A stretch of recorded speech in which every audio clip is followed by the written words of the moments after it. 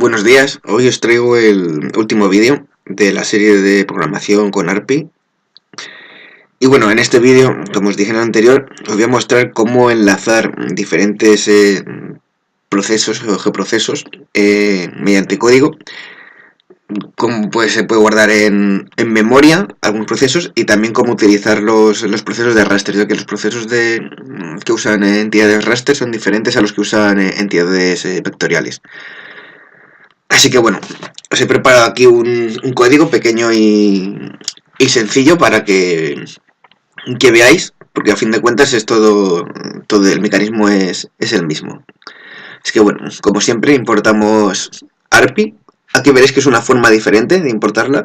Esta forma lo que significa es que se importan todos los módulos. Y bueno, también importamos arpi.sa, lo que significa que se importan las herramientas de Spatial Analysis. También las importamos todas. Como siempre, bueno, un workspace. Vamos a hacer que se sobrescriba el resultado, pues tenemos que repetirlo. Y bueno, creamos una variable con la ruta o de las entidades. Ríos, para una capa de ríos que vamos a usar. Ríos buffer. Esta va a ser una entidad de salida. Le damos este nombre. Y pueblos que bueno, son unos núcleos de población que también vamos a usar. Así que bueno, lo primero, Cirus, es cómo sé yo que esto, por ejemplo, esta función es la que realiza un buffer. Pues bueno, es sencillo.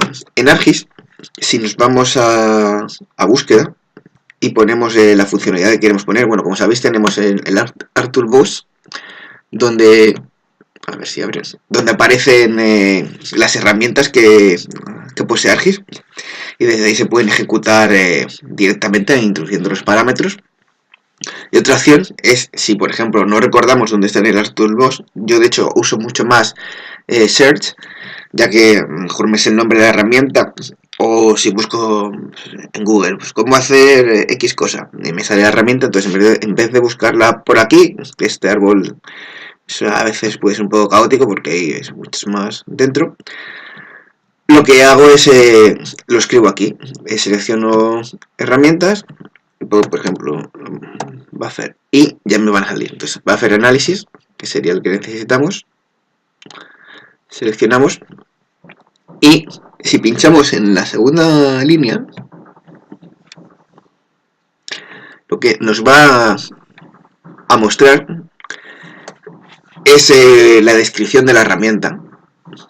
Como veis aquí, pues la foto es lo que hace, el uso, etcétera, etcétera. Y al final de todo, que supongo que muchos lo habréis visto y diríais, ¿y esto qué es? ¿Cómo se escribe su función? ¿Qué parámetros se introducen? ¿Cuáles son obligatorios, que serían estos? ¿Y cuáles opcionales, los que van con los corchetillos? Y bueno, ¿qué es cada uno? Si, por ejemplo, Infinitur sería la entidad de entrada, que sea un punto, línea o polígono, a la cual quieres hacer el buffer, y el tipo de dato. Es decir, ten en cuenta que si metéis aquí un raster, no lo va a coger, porque busca un feature layer. La salida, que pues es otra feature class, es decir, la feature layer. La distancia del buffer, que tiene que ser en unidades, o un campo, es decir, si tenéis por ejemplo un campo donde aparecen las unidades, podéis poner ese campo. Y bueno, esas son cosas opcionales. La nside, es como quieres que salga. Eso sería un string, necesitaríais meter un texto, etcétera, más strings. Aquí dice el tipo de campo de valor que tenéis que introducir. Y luego un ejemplo siempre de cómo utilizarlos. Por ejemplo, aquí route y la salida. Como veis aquí la entrada, bueno, que esto no está muy especificada. Esto podría ser algo que estuviera en memoria o una feature layer. Aquí veis, por ejemplo, otro. Vamos a ver. Tenéis ejemplos. Es que bueno, como habéis visto, Aquí tengo mi buffer. Si usáis PyScripter y ponéis el ratón encima, veis que aparecen, bueno, pues la entidad, ríos, que es esta variable, la salida, ríos buffer, la variable de aquí arriba, y la distancia, 100. En las unidades, aquí lo pone, si no me equivoco, son en metros.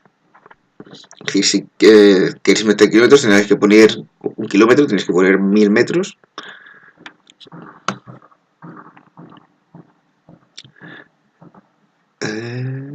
Vale. Vale, pues no, lo que usará será la distancia espacial requerida. Así que como esto tiene la capa que tiene una, aquí lo va a hacer en metros. Habitualmente se trabaja suelen ser metros. Sí, habitualmente suelen ser metros.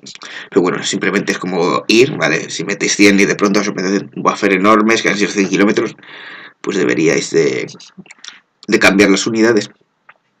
Pero sí, normalmente las que vienen en el sistema de referencia.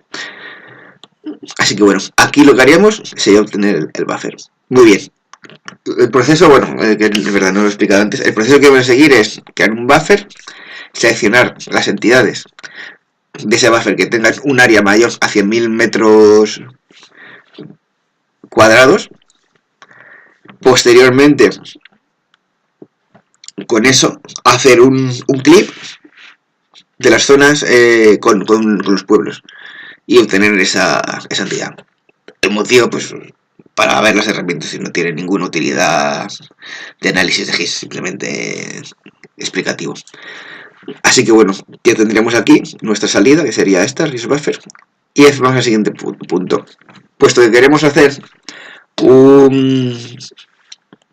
una selección, iba a haber hecho una Make Feature Layer para hacer luego una selección por atributos, pero ya Make Feature Layer lleva la opción, como veis, de crear una Word Clause, lo que significa que podemos seleccionar ya la capa que queremos hacer. Es decir, no hace falta hacer una feature layer y luego hacer una selección por atributos, sino que el hacer selección por atributos ya lo hacemos a la hora de crear la capa. Sería igual que escogiéramos y hiciéramos una selección en ArcMap, imaginaos que hiciéramos una selección, que tuviera una capa, seleccionáramos y con eso lo introdujéramos, esos seleccionados, los introdujéramos en el geoproceso. Sería lo mismo. Entonces, aquí si ponemos lo mismo, si aquí pusiéramos Make Feature Layer, todo lo que usamos tanto aquí como aquí, todas estas herramientas se encuentran en código Python, solo hay que buscarlas y saber cómo se llaman. Pues también tendríamos aquí la función con su descripción, ¿ves? Entrada, salida, etcétera, etcétera. Así que bueno, que como veis, en la entrada, hacer una feature layer, hay que poner esto en texto, en string. Lo que esto se va a quedar como una capa in memory. Y la SQL. Muy bien. Esto se ejecutaría y tendremos ya nuestras áreas de buffer con más de 100.000 metros cuadrados. El siguiente paso, el clip análisis. ¿Qué vamos a hacer en este clip análisis? Pues bueno, lo que hace un clip, vamos a extraer las zonas que intersectan, que son núcleos y la zona del buffer seleccionada. Pues lo mismo, iríamos aquí, si lo sabemos, buscamos, pero también hay que tener una cosa, que bueno, antes también os he dicho, aquí no he hecho como en otras, que he puesto arpi punto, que se podría, y lo que es, porque ya poniéndolo de esta forma, simplemente con escribir, aparece. Entonces, por ejemplo, ponemos clip, aquí nos va a salir, clip análisis, los paréntesis, también nos describe aquí, pues, entrada, salida, perdón, la entrada, la salida, los parámetros que queramos introducir. Como veis, la función es bastante sencillo. Digamos que sería lo mismo que se hace desde desktop si abrimos la herramienta, solo que en vez de tener una ventanita así un poco más ordenadilla, pues tenemos una función a donde hay que meter los parámetros, pero básicamente es igual. De hecho, como expliqué en un vídeo, estas herramientas lo que llevan aquí es, en vez de parámetros, llevarían variables, por ejemplo esta, igualadas a un get input as test, o as test, ahora mismo no me acuerdo cómo se llama, es get parameter. Get parameter, es como quiera el parámetro, y se introducirían, lo que hace que luego, que cuando crees la herramienta, aparezca ese cuadro. Es que bueno, introduciremos aquí el buffer, la zona, puesto como esta es la salida, es una capa in memory que se pone con un string, le debemos poner la misma, el buffer mayor. Pueblos, que sería la capa con la que hacemos el clip. Y zona de interés sería la salida de nuestro clip. Que, como veis, la ponemos aquí en esta variable y se va a guardar en memoria, in memory. Para guardar en memory se hace lo siguiente: se escribe in memory más barras horizontales y el nombre que queremos darle a la capa. Entonces, este nombre no tiene por qué coincidir con este, es decir, yo lo he puesto pues para tenerlo más sencillo, pero no tiene por qué coincidir. Entonces, esa capa se nos quedaría en memoria. Significa memoria que no se va a crear en ningún archivo. Cuando se termina el proceso, la capa de entidad desaparece. Y si queremos mantenerla, deberíamos de guardarla. También en memoria va a funcionar conforme a la capacidad de memoria RAM que tenga el dispositivo. Es decir, más memoria RAM, más in-memories podremos tener. Si no, pues es mejor escribirlas para no saturar el proceso. Pero bueno, habitualmente no es que ocupe mucho. Este ordenador mío es un portátil, tiene 8 GB. Yo creo que incluso con 4 podría funcionar. A no ser que hagáis procesos monstruosos. Así que bueno, seguimos y aquí tendríamos el clip que se va a guardar en memoria. Por lo tanto, no vamos a tener. Pues no lo necesitamos. Y diréis, bueno, el buffer tampoco necesitábamos, cierto, pero si lo guardaba en memoria, al hacer aquí la selección, hacer un en memoria y guardar otra memoria, me da un error, no deja. Así que por eso lo he guardado en físico. Siguiente paso es pasar este polígono a formato raster. Ahora os explico este paso. Lo he hecho por una sencilla razón, pues para que veáis ahora cómo se ejecutan los rasters.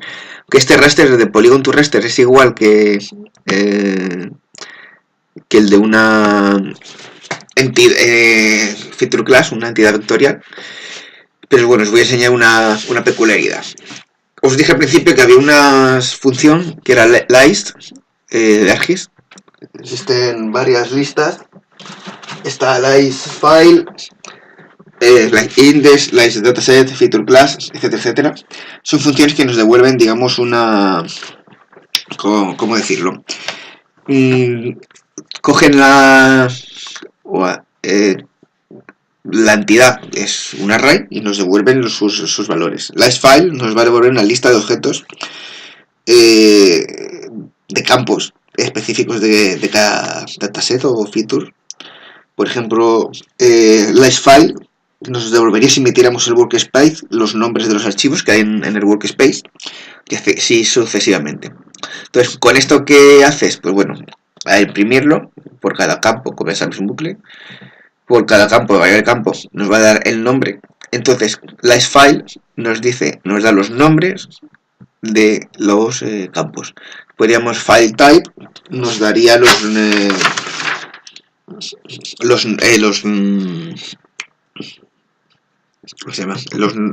el tipo del campo, si es doble, si es string, si es entero, etcétera, etcétera.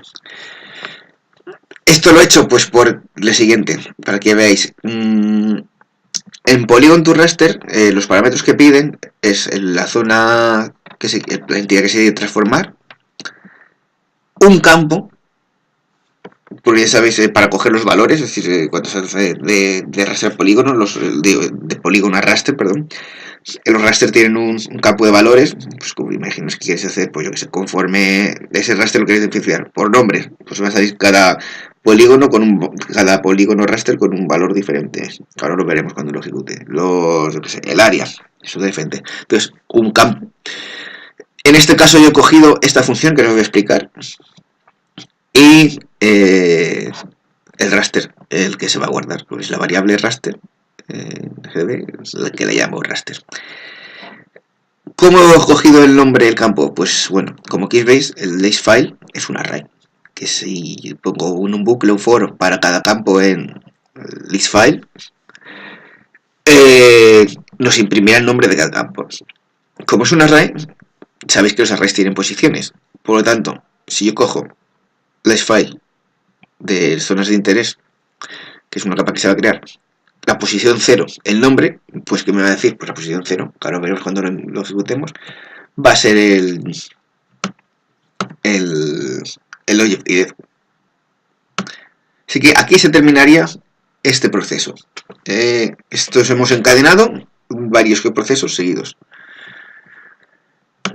Ahora, en el siguiente, los raster.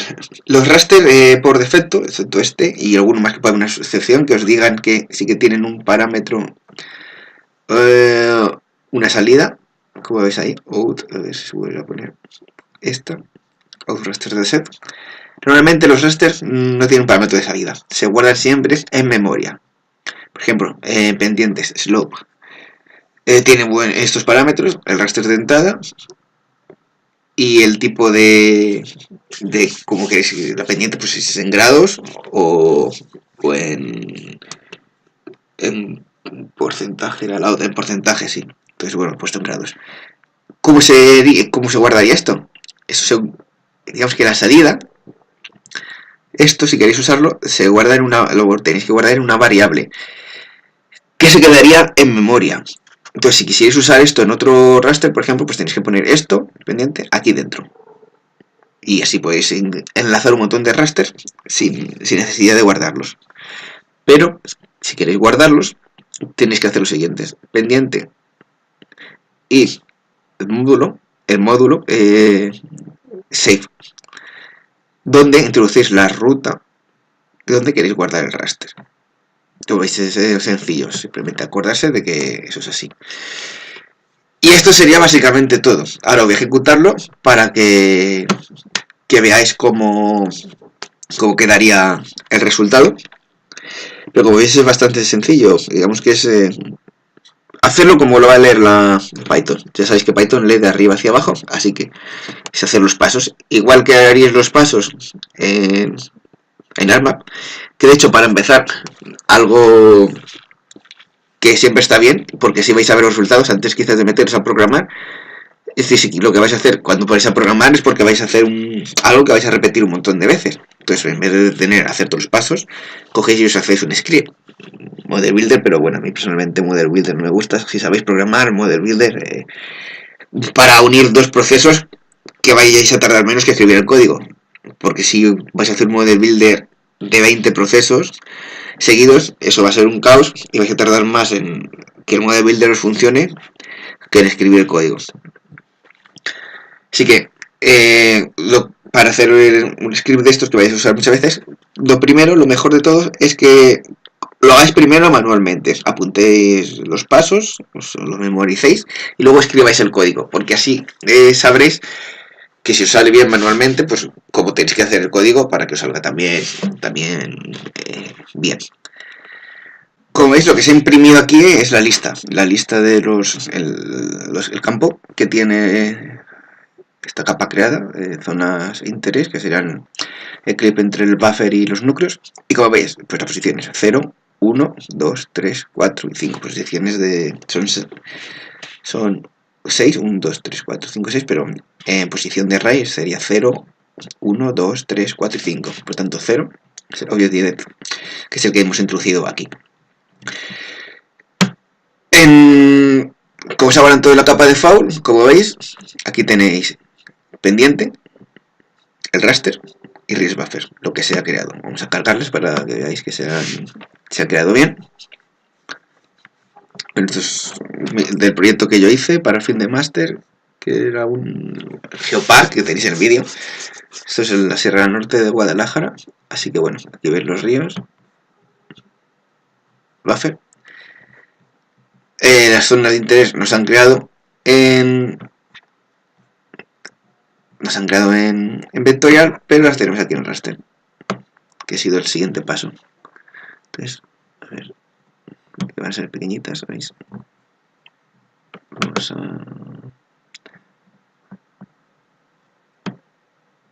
Bueno, tampoco se acerca mucho. Como veis, los valores se han creado la tabla del raster. Y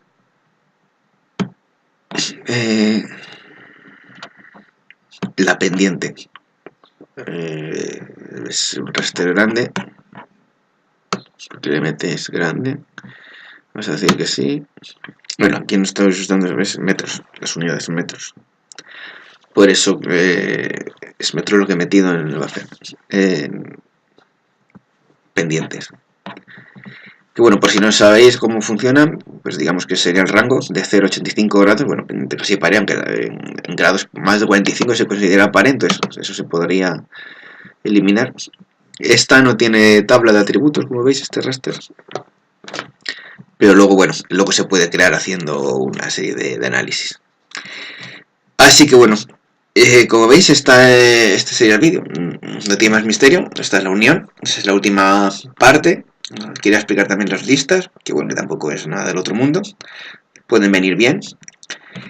Y bueno, si de momento así aquí se terminaría estos videotutoriales. Si queréis que amplíe algo, pues me lo podéis pedir. Me podéis decir, pues amplíame esto, amplíame lo otro. Esto no me ha quedado claro. Me podéis escribir debajo del vídeo, en los comentarios. Estaré encantado en responderos. Los próximos videotutoriales que haga, quizás haya un hueco, un parón, puesto que estoy bastante ocupado haciendo otras cosas de proyectos.